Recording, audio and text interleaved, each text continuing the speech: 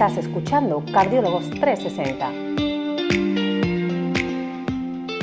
Buenos días, excelente público de Cardiólogos 360. Hoy un capítulo que más que un capítulo lo hemos denominado la serie de suplementación para el deporte, el corazón y la vida, ¿no?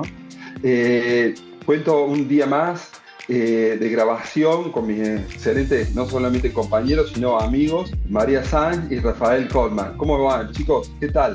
Muy bien. Hola, muy buenas a todos. Un placer estar aquí nuevamente con vosotros. ¿Se han suplementado antes de este gran capítulo? Sí, obvio. Totalmente, ¿eh? Para poder tener energía a tope. Lo necesitamos, ¿eh? Y bueno, mira, empezamos ya comentándole a nuestro público que estamos no solamente ahora en Spotify, en Apple Podcast, sino también seguimos en YouTube, en iTunes. Y bueno, va a ser un gusto que no solamente nos escuchen, sino que nos trasladen sus preguntas. Así que los invitamos a participar activamente con la presencia de toda la comunidad de Cardiólogos 360. Y para ponernos directamente ya en línea, vamos a hablar sobre esto, lo que es la suplementación, ¿no? Hoy por hoy está muy, como quien dice, a la orden del día y es lo que nos pasa en las consultas. ¿O no es así, chicos? Ustedes, ¿qué es lo que está pasando en cuanto a todas estas pacientes que vienen con este suplemento, con esto, con lo otro? Esto interviene, esto no. O sea, y vamos a intentar aclararnos. ¿Qué experiencia están teniendo, chicos, con respecto a eso ustedes? ¿Rafa? Bueno, pues mira, la verdad es que efectivamente el tema de suplementación es algo que cada vez lo vemos más en tanto en nuestro paciente, sea deportista, paciente de cardiología, paciente con enfermedad cardíaca, porque sea o bien sea porque hay mucho material, mucho contenido por redes sociales, mucho contenido en YouTube. A la final se habla mucho un poco de esto y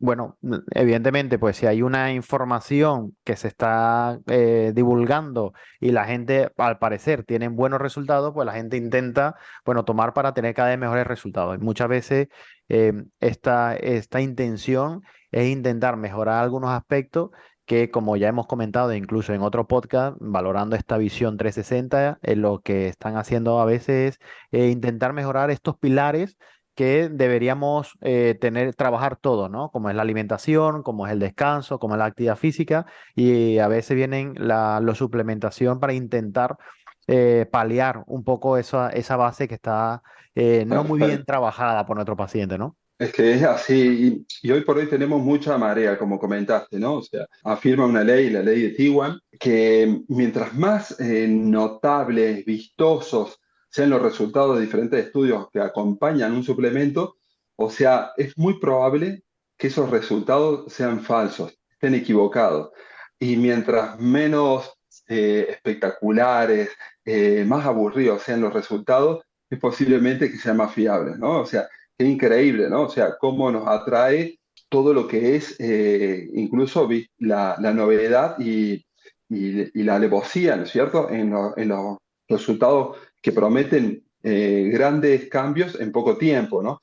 Tal es así que, claro, la industria de los suplementos, sobre todo a nivel deportivo, es una industria que está facturando casi más de 15 mil millones de dólares el año pasado, ¿no? Entonces, claro, eso ha experimentado un crecimiento tan abismal en la última década que comentan muchos proveedores, por ejemplo, de un suplemento que ya lo tocaremos, que en el caso de la creatina, cuentan de que lo que vendíamos en un año, ahora lo estamos vendiendo en 15 días, o sea, y prácticamente a veces están totalmente desabastecidos.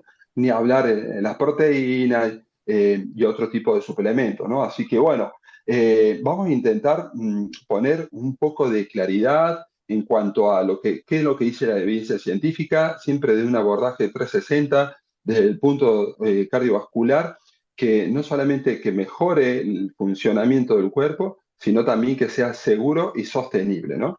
A colación de esto, quiero traer un comentario de un profesor que es prácticamente uno de los mayores expertos de nutrición deportiva, llama Ron Maughan, que afirma que si un suplemento funciona, posiblemente esté prohibido. Si está permitido, posiblemente no funcione, ¿no? Sin embargo, hay excepciones, ¿no? Hoy nos centraremos un poco de describir diferentes tipos de suplementos, pero también ciertas medidas, como ya nos va a explicar Rafaela, acerca de la sal, acerca del sueño, que con muy poquito logramos mucho, ¿no? Y antes que nada, ¿qué es un suplemento, no? O sea, ¿qué es un suplemento? O sea, es aquello que consiste en que sea desde un alimento, un componente alimenticio, un nutriente que ingerimos para mejorar, aparte de nuestra dieta, para mejorar nuestra performance, nuestro rendimiento, ¿no? Y en esto podríamos clasificarlo en tres formas, ¿no? O sea, tanto de alimentos deportivos, como por ejemplo las proteínas, las bebidas deportivas, los geles, los electrolitos, los suplementos médicos. Por ejemplo, muchas veces pedimos analíticas en nuestros pacientes y deportistas y vemos que el hierro está bajo. Claro, es crucial hacer una reposición de ese mineral, ¿no es cierto? O sea, el hierro, suplementos como el calcio, el magnesio, la vitamina D, los probióticos, el zinc. Y ya luego después están los suplementos ergogénicos, o sea, que mejoran la performance deportiva directamente, ¿no?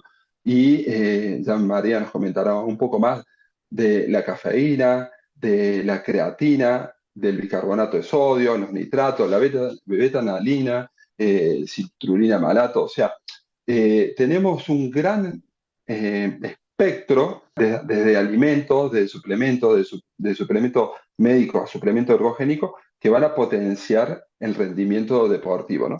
Pero esto no se queda solamente hoy por hoy a los deportistas, sino todas aquellas personas aficionadas a la vida sana y sobre todo que están enfocados en incrementar la longevidad, o sea, una vida, como quien dice, más libre de enfermedad y durante más tiempo, ¿no? Cuando hablamos de suplementos, tenemos que considerar o encontrar cuatro respuestas, ¿no? O sea, primero, ¿qué función en el cuerpo cumple, ¿no? Eso es crucial, o sea, lo que llamamos a nivel médico, qué función fisiológica o biológica. Una vez que lo tomamos, ese suplemento que es muy bonito, que parece súper genial, que en un pote está anunciado de una forma espectacular, ese suplemento llega a destino, o sea, llega al tejido donde queremos que funcione. ¿Mm?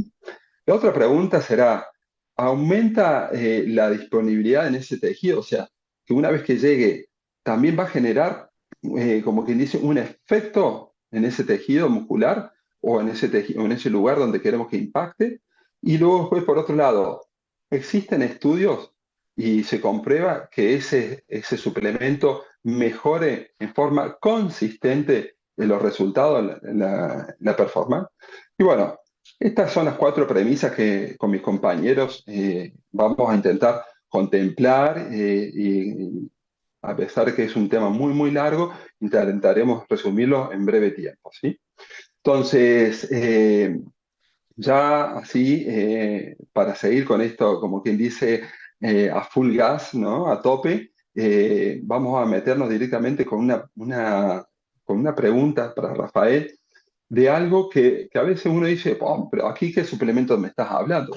Bueno, hoy por hoy es un suplemento, ¿no? O sea, muchas veces por la parte, para los deportistas, pero también es algo muy simple que lo tenemos a la mano, pero tiene una situación muy controvertida. Rafael, en relación a la sal, ¿qué me puedes decir a nivel tanto deportivo como aficionado a la vida sana?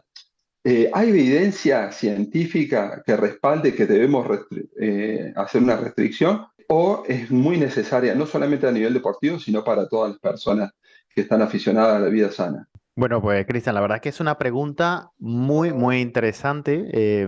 Esta es una pregunta que se está debatiendo mucho en algunos foros científicos y he de reconocer que al principio cuando planteamos investigar un poco sobre el tema, pues parecía que estaba todo claro, ¿no? De sí, bueno, pues claro, la sal no deberíamos colocarle tanta sal a las comidas, ¿no? Entonces realmente la pregunta, ¿le quito, le pongo sal a las comidas? Parecía que era claro. Pero es verdad que me ha exigido una búsqueda bastante importante de literatura y sobre todo contrastarlas con fuentes para ver tanto la fiabilidad de lo que vamos a comentar. Y principalmente la controversia viene porque ha salido ya hace unos pocos años diferentes publicaciones de revisiones de personas que van haciendo un inciso sobre si realmente la recomendación de bajar el consumo de sal a partir de cierto punto realmente es recomendable para toda la población y sobre todo para nuestros pacientes con enfermedad cardiovascular. Así que la idea de ahora es intentar dar información y ver qué es lo que está ocurriendo y sobre todo qué nivel científico tenemos para dar ciertas recomendaciones. Pero bueno, para entrar en materia tenemos ¿qué hablamos cuando nos referimos a la sal, ¿no? ¿De qué estamos hablando? Cuando comentamos la sal, realmente lo que estamos hablando es principalmente de sodio. La sal que ponemos a nuestras comidas habitualmente y que está habitualmente en el salero, pues está constituido en un 40% por sodio y un 60% por cloruro. Así que la sal es la principal fuente de cloruro de sodio y se está aproximadamente en el 90%, proviene de la dieta. Así que cuando estamos hablando que 2,5 gramos de sal contiene aproximadamente 1 gramo de sodio. Y es que de hace ya varias décadas la comunidad científica viene hablando sobre los diferentes estudios publicados en los años 80 y 90. Hablan sobre que el consumo elevado de sal incrementa la presión arterial. Y esto es algo que es cierto. De hecho, el cloruro de sodio tiene un efecto bastante conocido e incrementando la presión arterial.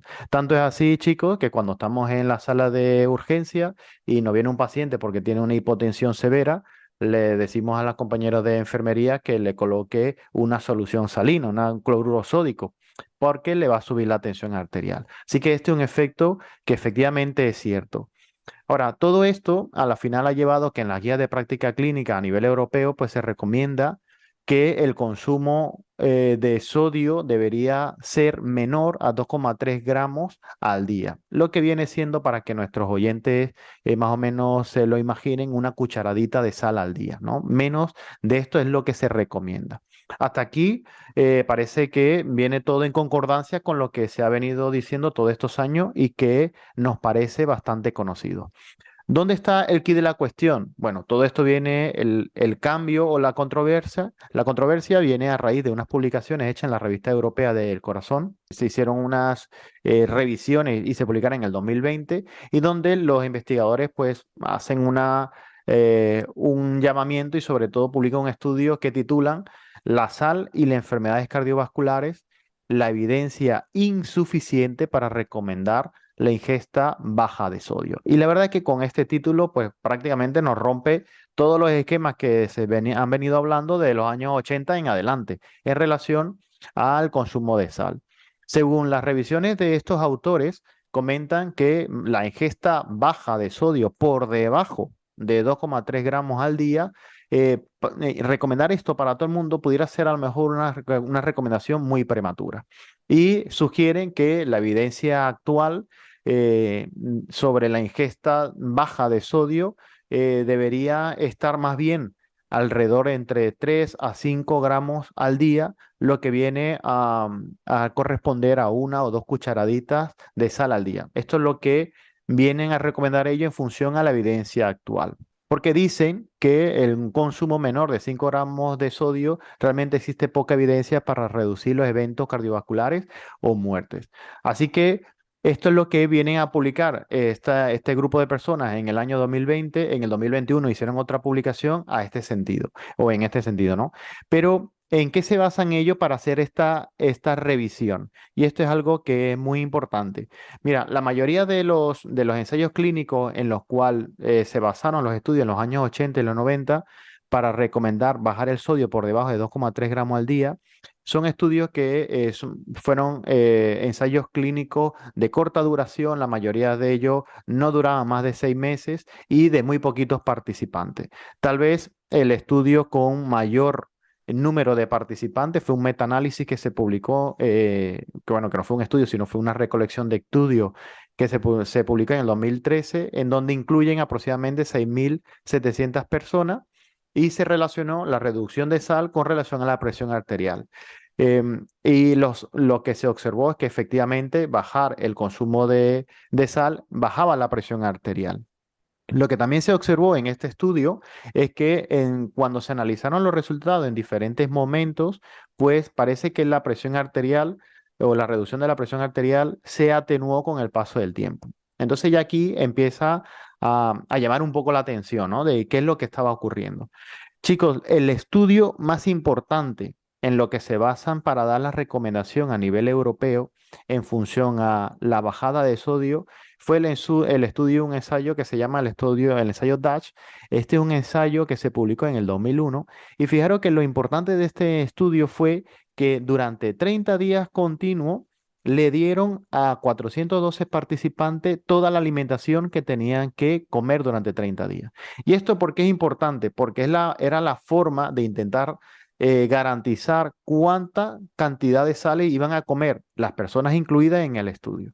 Pues ahí lo que vieron es que a un grupo de personas se le dio un aporte diario de 1,5 gramos de sal, otro 2,5 y otro de 3,3. Y los resultados del estudio arrojó que a las personas que se le dieron menos cantidad de sal, pues la reducción de presión arterial fue mayor. Así que ese fue el estudio que dio pie a las recomendaciones que estamos escuchando hasta el día de hoy, que el consumo de sal bajo menos de 2,3 sería lo ideal. ¿Dónde está el inconveniente? ¿Cuál es la dificultad? Que para alcanzar o mantener reducciones tan bajas de sodio por debajo de 2,3 gramos al día en la vida real es bastante complejo. Porque una cosa es un ensayo clínico donde le damos la comida a la gente y otra cosa es estudios observacionales, estudios de corte donde dejamos que las personas coman, se le dan recomendaciones y ver realmente qué es lo que ocurre. Es justamente esto lo que hicieron en un ensayo, en el ensayo Top 2, en donde fue un ensayo grande, 2.200 personas, y se le siguió a largo plazo, o sea, 36 meses. En este estudio la finalidad era que se le daban recomendaciones a los participantes, no se le daba la comida, sino que se le daban recomendaciones y se le seguía en este tiempo. Pues el promedio de reducción de consumo de sal que se logró, el más bajo fue de 3,1 gramos al día. Fijaros, o sea que si la recomendación de una guía es que estemos por debajo de 2,3, en un estudio en donde constantemente tenemos personas diciéndole a los participantes, oye, pues tenéis que comer con baja sal y demás, y haciéndole seguimiento, lo más que lograron fue reducirlo a 3,1 gramos al día. Esto lo que viene a demostrar es que efectivamente es difícil hacer o lograr que la población en general pues tenga esta bajada de sodio. Bueno, pues hasta ahora lo que hemos estado comentando pues es un poco en personas, en la población general, pero tal vez nos preguntamos, ¿no? O se puede preguntar a la audiencia, bueno, ¿qué pasa conmigo que a lo mejor padezco del corazón? ¿Qué pasa conmigo que soy hipertenso? ¿Qué pasa conmigo que padezco de una enfermedad cardiovascular? ¿Tengo que bajar la sal o no tengo que bajar la sal? Bueno, la verdad es que si nos hacemos esta pregunta, la respuesta es que no lo sabemos con seguridad, porque a día de hoy no hay ensayos aleatorios para determinar específicamente si la ingesta baja de sodio por debajo de 2,3 gramos al día en comparación con una ingesta moderada de sal realmente mejora los perfiles de la enfermedad cardiovascular. Es tanto así que cuando vamos a lo que es la guía de hipertensión arterial, que digamos que para los médicos es una de las de por donde nos orientamos a la hora de hacer recomendaciones, la guía de hipertensión arterial europea de 2018 comenta textualmente y dice, la reducción de sodio en la dieta de los pacientes que han tenido eventos cardiovasculares sigue sin estar claro al día de hoy. Esas son palabras textuales de lo que se escribe en la guía. Y es que en los estudios que se han ido realizando, el aumento de la mortalidad y enfermedad cardiovascular es alta cuando la ingesta de sal es alta, ¿no? Y ellos hacen la recomendación que a lo mejor si llegamos a reducir el consumo de sal en algunos pacientes hay que tener en cuenta porque en algunos de ellos se puede tener el efecto en J. Y es que, lo hemos comentado en otro podcast, que un efecto en curva de J es que a partir de cierto punto el beneficio se pierde y puede obtener o puede haber algún tipo de inconveniente. Así pues que a falta de evidencia actual concluyente al día de hoy, no se puede a lo mejor recomendar a todo el mundo una reducción tan baja de sodio porque pueden tener inconvenientes. Yo estoy seguro que a ustedes chicos en algún momento en la consulta pues les ha llegado el típico a lo mejor deportista que está haciendo una maratón, que hizo un montón de esfuerzo físico mantenido de fondo y que bueno, ha tenido inconvenientes porque ha seguido un poco las recomendaciones generales y esta gente ha perdido a lo mejor mucha sal. Cristian, me imagino que te ha pasado esto alguna vez, ¿no? Mira, tan es así hoy mismo, ¿no? Justamente una chica deportista con tensión arterial muy, muy baja y me refirió de que como su papá es hipertenso y también y él el que cocina, en la casa no usan sal, ¿no? E incluso lo veían como el enemigo, ¿no? Y súper interesante también en ese sentido puntualizar, sobre todo de cara a los deportistas, saber de que el 90% del sudor es cloruro de sodio. O sea, sodio que siempre se acompaña de cloruro y claro, entre esas pérdidas, entre que muchas veces el agua con que nos hidratamos dice agua mineral, baja en minerales, en donde yo vivo, aquí en Mallorca, que hay muchos equipos de osmosis inversión, que es un ultrafiltrado del agua, que es bajo en minerales, claro, es que ahí favorece a una tormenta perfecta y como decimos, ¿no? O sea, las células no se envían mensajes de WhatsApp, ¿no? O sea, se intercambian minerales, ¿no? Entonces esa agua llega ahí a la vertiente, como quien dice, de la célula muscular, para generar esa contracción y dice, bueno, ¿y dónde está mi sodio? ¿Dónde está mi potasio? ¿Dónde está mi magnesio? ¿Dónde está mi manganeso? Y dice, no, yo soy agua de un euro el litro, ¿no? Entonces, ahí tenemos un problema, ¿no? Hay que sin duda puntualizar y no generalizar con el tema de la sal, ¿no? Claro, eso yo creo que es fundamental, ¿no? Pero ahora yo creo que tenemos que mandarle un mensaje claro a las personas que nos están escuchando, porque es normal que tengan ahora dudas sobre qué es lo que tienen que hacer. ¿Bajamos la sal? ¿No la bajamos? Bueno, pues aquí la idea es justo esto, ¿no? ¿Con qué nos quedamos ahora? Realmente está, lo que sí está claro que el exceso del consumo de sal es perjudicial, ¿no? El cloruro de sodio en exceso es perjudicial. Ahora bien, igual que en otras sustancias, excederse de consumir cierta sustancia en un contenido elevado, pues puede generar daño, pues en la sal pasa algo por el estilo. La idea es tratar de afinar a qué persona debemos reducir el consumo de sal y a qué nivel porque una reducción excesiva, como hemos dicho, pues puede traer algunos problemas para algún grupo de población.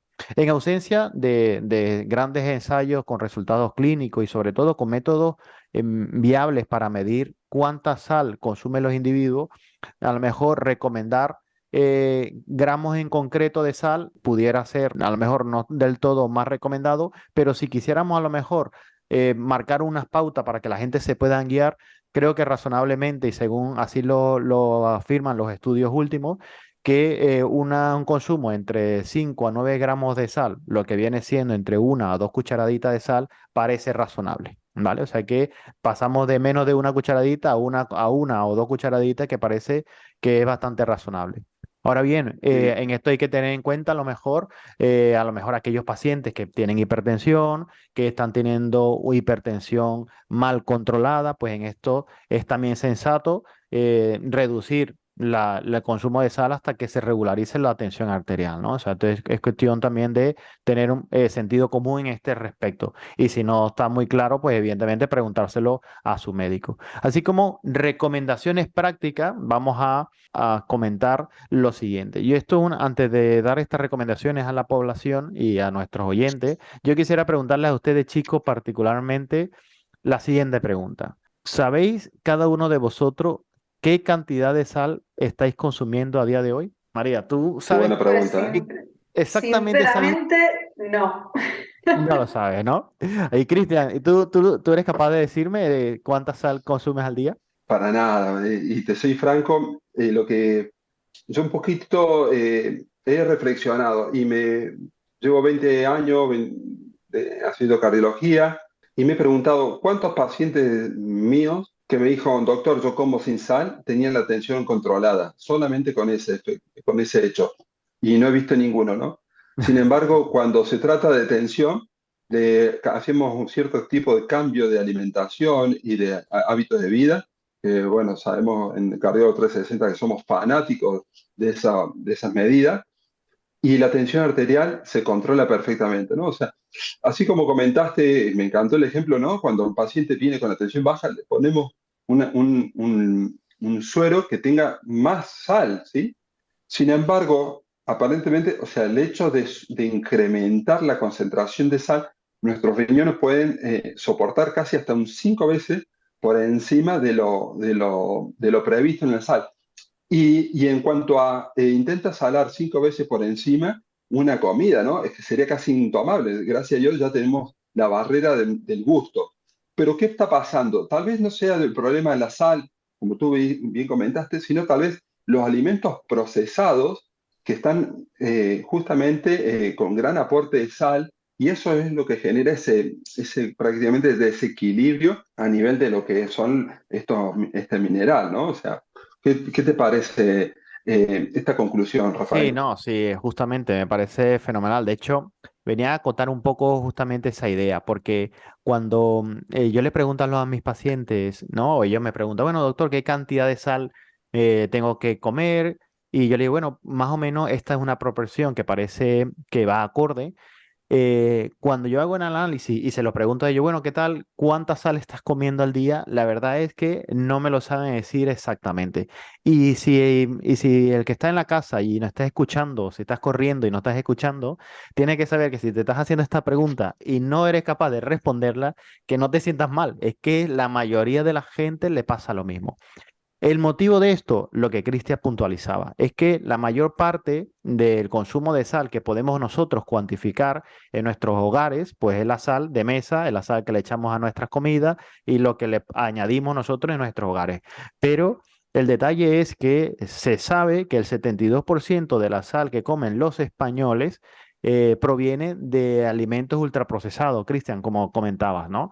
Entonces, si hablamos de que la dieta o los alimentos ultraprocesados están incrementando sus ventas en los años estos modernos que tenemos, pues entonces el consumo de sal se está multiplicando por muchísimo. Parece sensato, no sé qué le parece a ustedes, pero parece sensato y práctico que el recomendar a nuestros pacientes pues disminuir evidentemente el consumo de ultraprocesado, ya no tan solo por la sal, sino por todo lo demás azúcares y otras sustancias que sabemos que tienen este tipo de alimentos. María, ¿qué te parece a ti esto? ¿Le recomendaríamos a nuestro paciente quitar los ultraprocesados?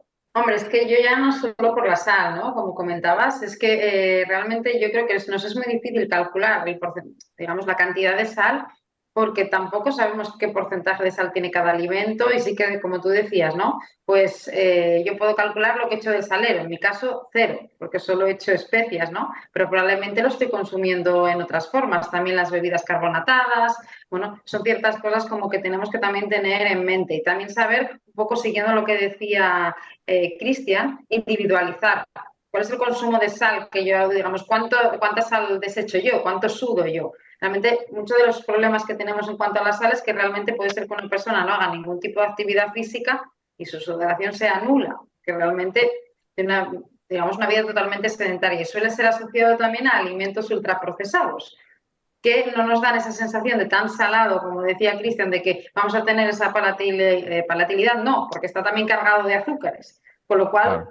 tampoco tienes esa sensación, ¿no? Por tanto, yo creo que una de las cosas básicas es comer comida real y saber lo que tienen los alimentos, porque así lo podemos ver. Si lo compramos ya hecho, probablemente las cantidades serán más difíciles de determinar, ¿no? Claro, a mí me Eso, pasaba, yo tengo una paciente que le pasó algo por el estilo, ¿no? Ella viene, tiene un problema de hipertensión arterial, le aconsejo reducir el consumo de sal y me dijo a las revisiones posteriores, no, es que yo ya vengo, doctor, me estoy comiendo lo que usted me ha dicho, con muy poquita sal, le tomo la tensión alta. Joder, pues la tensión la sigue teniendo alta y demás.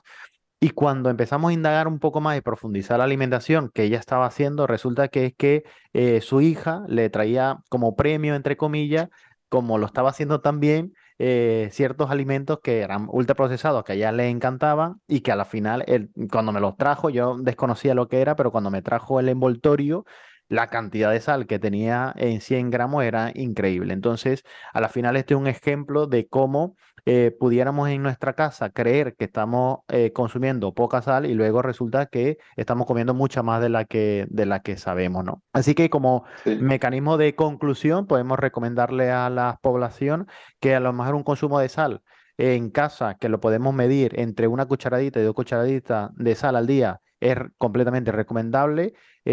No incrementar por encima de estos valores, porque sabemos que también a lo mejor mucha sal genera problemas de hipertensión arterial y evidentemente matizar. ¿Matizar en quién? En deportistas, matizar en personas con hipertensión arterial.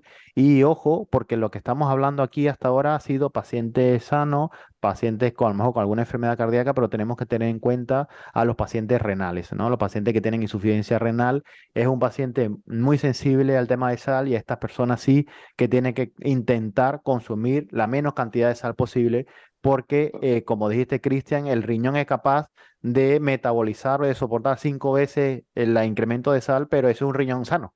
Un riñón enfermo totalmente. ya esto no lo puede hacer. Entonces, ojo con este detalle, sobre todo aquellos pacientes que padecen de insuficiencia renal. Totalmente, totalmente, Rafael. Vaya que ha traído sal este tema de la sal, ¿eh? O sea, impresionante, ¿eh? Y todavía lo que lo vamos a seguir mencionando, ¿no? O sea, eh, y sobre todo, ¿por qué lo vamos a mencionar? Porque vamos a empezar a hablar sobre qué debe presentar, cómo, o cómo debe ser una bebida deportiva, ¿no? O sea, y esto a colación, voy a traer lo que acaba de un comunicado que acaba de salir de la Sociedad de medicina deportiva española, ¿no? O sea, sobre todo también previniendo, alertando de toda esta a veces publicidad engañosa que tenemos en cientos de bebidas que nos invita a consumir altas dosis de por ahí de ciertas sustancias que pueden ser nocivas con una gran cantidad de azúcar, con gran cantidad de bebidas estimulantes, etcétera, ¿no? O sea,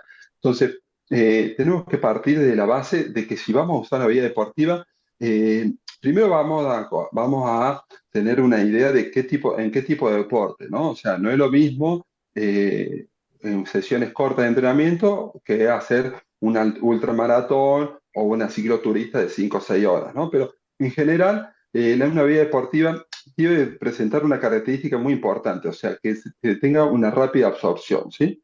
Que tenga una gran cantidad, obviamente, de electrolitos, que estos electrolitos, lo mismo que igual que decir minerales, y obviamente también es lo mismo igual que decir sales. Y uno dice, "Oh, otra vez la sal". Bueno, pero es que la sal es crucial en la contracción efectiva, no solamente del corazón, sino de todos los músculos, ¿no? O sea, eh, el sodio a la cabeza activa toda una apertura de canales a nivel muscular para generar una apertura de los canales de calcio y generar la contracción y la relajación de dichos fibras musculares, ¿no? Entonces, el deportista, como comentó Rafael, tiene que por ahí no disminuir el consumo de sal y, lógicamente, sobre todo durante la práctica deportiva, incluso hoy por hoy, todo el mundo sabe que estas bebidas deportivas o llevan sal o uno a veces le añade sal, ¿no? O sea, lo otro que es fundamental que debe tener son carbohidratos, ¿sí? Entonces, hoy por hoy esos carbohidratos se basan en una relación casi 2 a 1 entre glucosa y fructosa. ¿Y esto por qué? Porque de esa forma podemos usar la mayor cantidad de receptores para poder utilizar esos macronutrientes y transformarlos rápidamente en energía, ¿no? O sea, entonces se habla de una relación entre glucosa y fructosa 2 a 1, ¿no? Entonces, ¿y qué otra cosita más le podremos añadir? Y bueno, algo para retrasar la fatiga, ¿no? O sea, algo para levantarnos un poquito más, que lógicamente hablamos del café o la cafeína en sí. Entonces, cuando una bebida presenta estas tres características, ya tenemos prácticamente en parte el éxito deportivo asegurado en el sentido de que no vamos a tener no vamos a tener una deshidratación o justamente una pérdida de nuestra fuerza en el medio de la competencia, ¿no? Más refiriéndome, por ejemplo, a algo que dure, a una competencia que dure más de una hora, ¿sí? Entonces, hay cientos de estudios en donde comprueban de que incluso el hecho de que tenga esta bebida un poco más de café retrasa la fatiga y que permitía mejorar el rendimiento. Y hasta en ciertos momentos, o sea, en ciertas ocasiones incluso, se hable solamente de usar enjuagues bucales.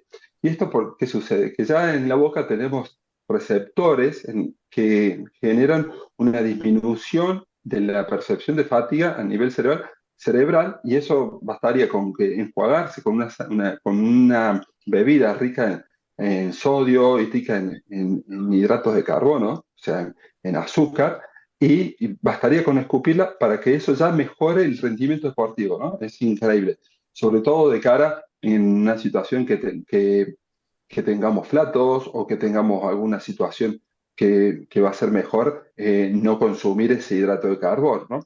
Entonces, eh, ¿qué otra cosita que también se le suelen poner, se le puede añadir? El mentol, ¿no? O sea, el mentol disminuye esa sensación de calor, ¿no? O sea, nos da como una especie de frescor, ¿no?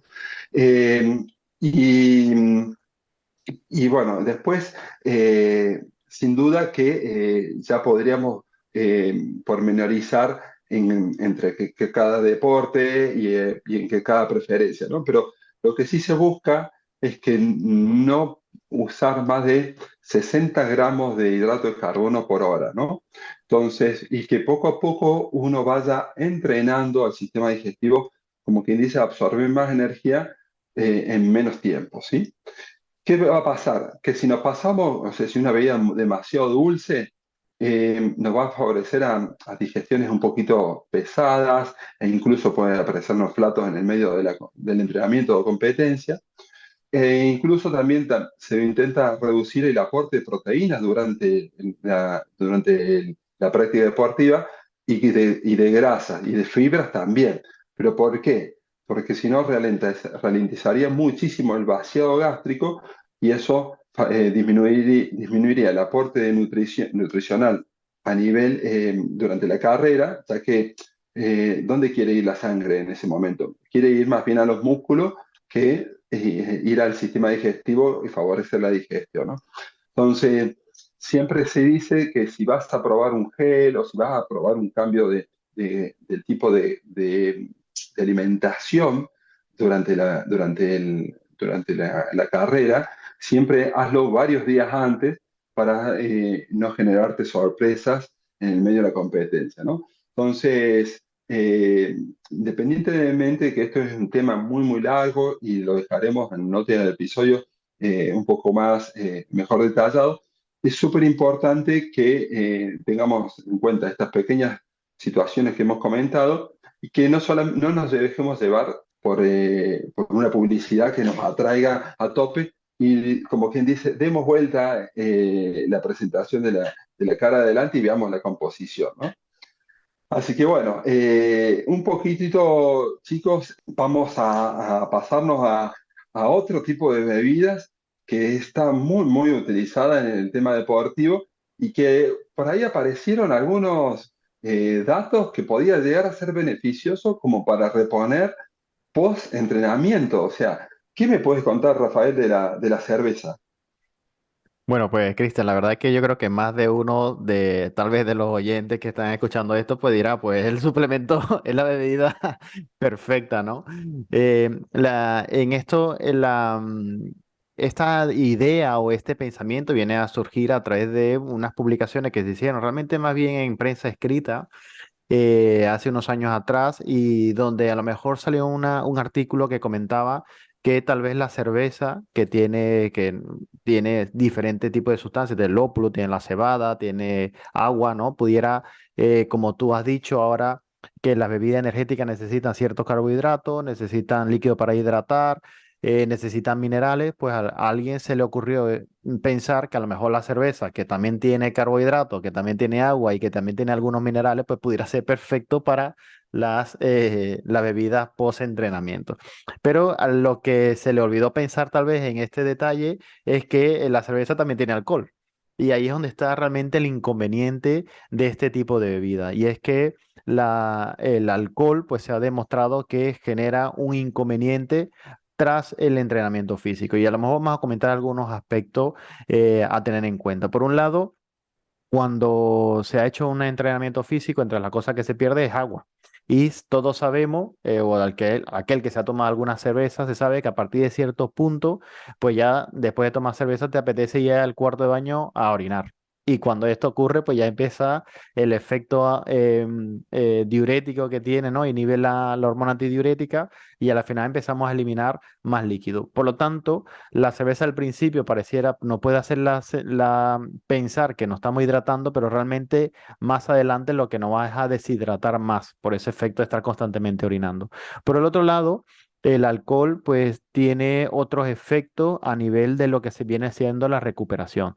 Fijaros, cuando se produce una actividad física moderada, intensa, lo que realmente ocurre al realizar el deporte es que se activan mecanismos catabólicos, ¿no? Son mecanismos de degradación, de lesión celular. A la final, la actividad física, digamos que es una agresión a nivel de la célula. La ventaja es que esa agresión controlada posteriormente hace que la célula y el organismo sea más fuerte. Por eso es que el beneficio de la actividad física es tan potencial. Problema, que el alcohol inhibe ese proceso de recuperación posterior. Entonces, tomar alcohol, en este caso cerveza, después de los entrenamientos, no favorecería a esa regeneración celular que se necesita post-entrenamiento. Por otro lado, ya esto es un aspecto ya más desde el punto de vista de nuestros pacientes que pudieran tener diabetes, de nuestros pacientes que tienen obesidad, que tienen resistencia insulínica. El detalle es que además el alcohol se sabe que aumenta la resistencia insulínica. A la final el alcohol, cuando está en la sangre, evita que el azúcar que está en la sangre pase a nivel celular, a nivel de la célula del músculo, que es donde se necesita para llenar nuevamente los depósitos de glucosa. Y esto es lo que favorece a la final a la resistencia insulínica, trayendo como consecuencia que disminuye el impacto beneficioso que hace el ejercicio físico justamente en estos pacientes. Cuando prescribimos entrenamiento físico a un diabético, a una persona con obesidad, a una persona con resistencia insulínica, es porque justamente sabemos que tiene este beneficio. Y si se toma alcohol después, bloqueamos este efecto. Por lo tanto, podemos concluir que no es una bebida para tomar post-entrenamiento, pero como todo, ¿no? Yo creo que a la final el hecho de que los típicos grupos que podemos encontrar los fines de semana de personas que se reúnen a hacer deporte, que se van a hacer carrera, que se montan en bicicleta, que después de una jornada pues quieren y se quieren tomar una cerveza, oye, tampoco pasa nada. Yo creo que aquí hay que tener mano izquierda y mano derecha, ¿no? Pero lo que sí tienen que estar claro es que si se la toma, que no sea pensando que va a ser como una bebida para restituir las necesidades, sino que lo está haciendo como algo social y que está siendo consciente de lo que está haciendo, ¿no? Yo creo que esto es un poco de sentido común, pero por lo demás, como bebida o suplemento, no sería el más indicado. Perfecto, muy bien, muy bien, muy bien. Bueno, este tema da para muchísimo más, ¿no? O sea, recién hemos dado unas pinceladas, hemos hablado un poco sobre la sal, sobre las características de una bebida para reponer tras un entrenamiento y durante un entrenamiento, qué características debe tener una suplementación, porque es muy importante no solamente para los deportistas, sino para todos los aficionados a la vida sana. Amigos de Cardiólogos 360, los esperamos para la segunda parte de esta super serie de suplementación con más fuerza que nunca sobre unos temas que se vienen, que es espectacular, cómo podemos mejorar el sueño a través de la suplementación, más cositas que nos va a aportar María sobre el café y un largo etcétera. Así que desde aquí los esperamos en 15 días. Un fuertísimo abrazo, ¿eh?